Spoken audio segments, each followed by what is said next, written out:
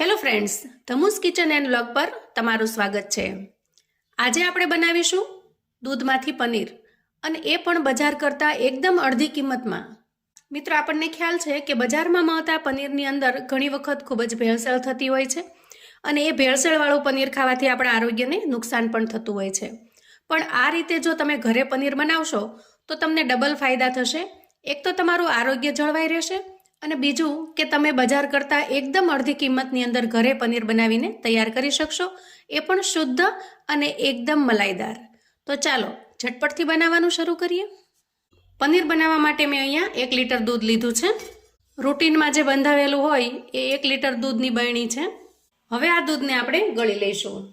તો ગમે એટલું ચોખ્ખું દૂધ આવતું હોય છતાં પણ આપણે એક વખત ગળવું ખૂબ જ જરૂરી છે, જેથી કરીને એના અંદર કોઈ પણ કચરો જાય નહીં, કેમ કે દૂધનો આપણે સીધો ઉપયોગ કરતા હોઈએ છીએ। અહીંયા 1 લીટર દૂધ માટે મેં 1 લીટર વાળું પેન લીધું છે। આ પેન છે એ 1 લીટરના માપનું છે, જેથી કરીને માપનો આપણને પૂરેપૂરો ખ્યાલ આવે। અહીંયા 1 લીટર દૂધનો ભાવ 65 રૂપિયા છે, અને આપણે આ દૂધમાંથી અત્યારે પનીર બનાવીશું। તો અહીંયા ગેસ ઓન કરી અને મેં પેનને મૂકી દીધું છે। તો દૂધને જ્યારે ગરમ થવા મૂકીએ ને ત્યારે આવી રીતે થોડું થોડું ચલાવતા જવાનું છે, જેથી કરીને તળિયે ચોંટી ન જાય। તો અહીંયા મેં જે દૂધ લીધું છે એ ફૂલ ફેટ દૂધ લીધું છે। અહીંયા આપણે ટોન્ડ મિલ્ક નથી લીધું, એટલે કે એના અંદરથી જે મલાઈનો ભાગ હોય એ કાઢેલું હોય એવું દૂધ આપણે નથી લીધું। અત્યારે બજારની અંદર આપણને ઘણા બધા પ્રકારના પનીર મળે છે, આપણને ખ્યાલ પણ નથી હોતો કે જેને આપણે પનીરના નામે લઈએ છીએ એ શેમાંથી બનાવેલું હોય છે। પણ આ રીતે જો તમે ઘરે બનાવીને તૈયાર કરશો તો તમને એકદમ શુદ્ધ અને ખૂબ જ ટેસ્ટી એવું પનીર મળશે, અને વળી બજાર કરતાં એકદમ અડધી કિંમતમાં પણ બનીને તૈયાર થાય છે। ગેસની ફ્લેમને આપણે મીડિયમ રાખીશું, જેથી દૂધ ચોંટી ન જાય, અને આ રીતે આપણે થોડી થોડી વારે ચલાવતા પણ રહીશું। દૂધ છે એ ગરમ થાય ત્યાં સુધીમાં આપણે આગળની તૈયારી કરીએ। તો હું અહીંયા 2 લીંબુ લઈ લઉં છું। તો આ રીતે તમે કાગળની અંદર સાચવીને રાખશો તો લીંબુ એકદમ ફ્રેશ રહેશે। 6 મહિના 1 વર્ષ સુધી આ લીંબુ તમારા બિલકુલ નહીં બગડે। તો આ રીતે લીંબુને સારા રાખવાની જે ટ્રીક છે એને મેં ચેનલ પર શેર કરેલી છે, તમે ચેનલ પર જઈ અને ચેક કરી શકો છો। હવે અહીંયા જુઓ, મીડિયમ ફ્લેમ પર દૂધ ગરમ તો થઈ રહ્યું છે, પણ એના ઉપર તર વળવા માંડે છે। તો આપણે તર વળવા નથી દેવાની, આપણે એને આવી રીતે ચલાવતું જ રહેવાનું છે। તો અહીંયા લીધેલા બંને લીંબુને આપણે વચ્ચેથી કટ કરી લઈએ અને ફાડામાં વેચી લઈએ। હવે આપણે આ લીંબુ છે એનો રસ કાઢી લઈએ।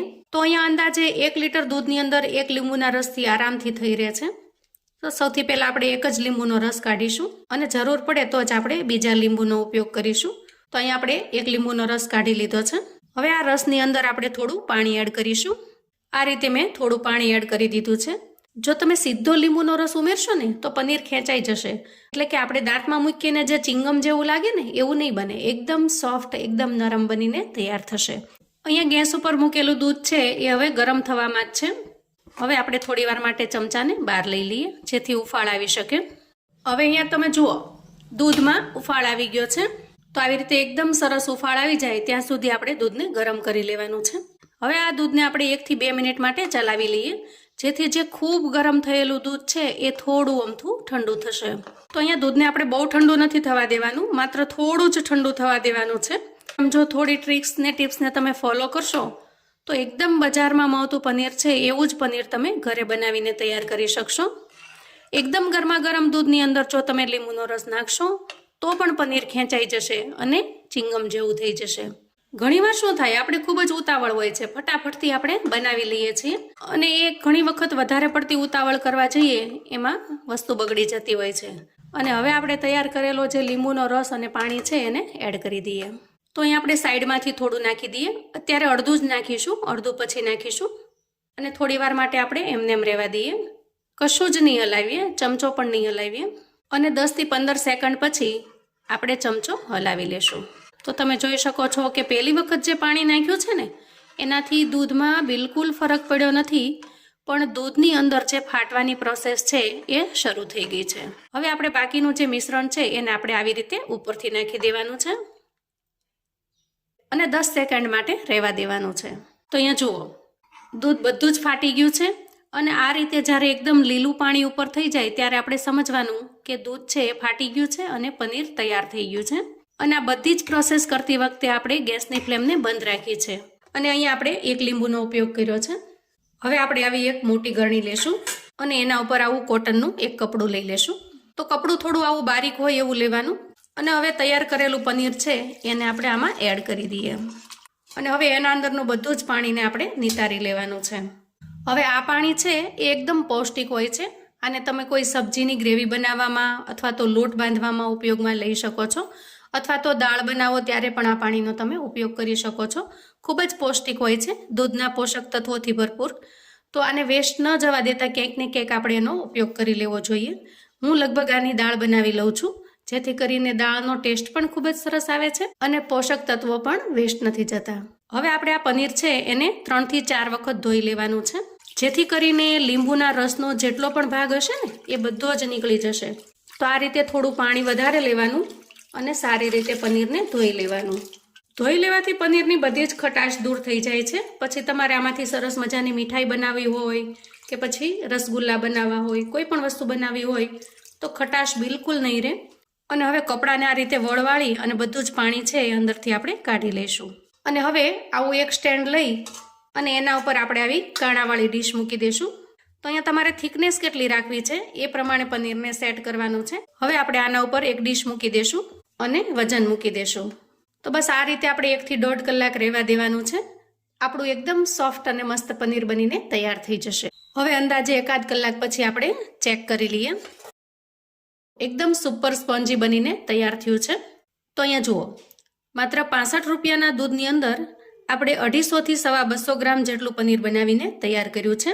અને આટલું જ પનીર જો તમે બજારમાં લેવા જશો ને તો 120 થી 130 રૂપિયા સુધીનો ભાવ હોય છે. એટલે કે બજાર કરતાં બિલકુલ અડધી કિંમતે તમે ઘરે પનીર બનાવીને તૈયાર કરી શકો છો. વળી મોટા ભાગની શોપની અંદર શું હોય છે કે પનીરને પાણીની અંદર રાખવામાં આવે છે. તો અહીંયા તમે જુઓ, આ રીતે પનીરને તમે પાણીની અંદર જો રાખશો તો પનીરનું જેટલું વજન હશે એના કરતાં થોડું વજન વધી જાય છે. પણ આ રીતે ઘરે જો તમે પનીર બનાવીને તૈયાર કરશો ને તો તમારે એકદમ અડધી કિંમતની અંદર શુદ્ધ અને એકદમ સોફ્ટ પનીર બનીને તૈયાર થશે. તો આજનો વિડીયો મેં તમારી સાથે એટલા માટે જ શેર કર્યો છે કે ઘરે પનીર બનાવવાથી કેટલા ફાયદા થાય છે.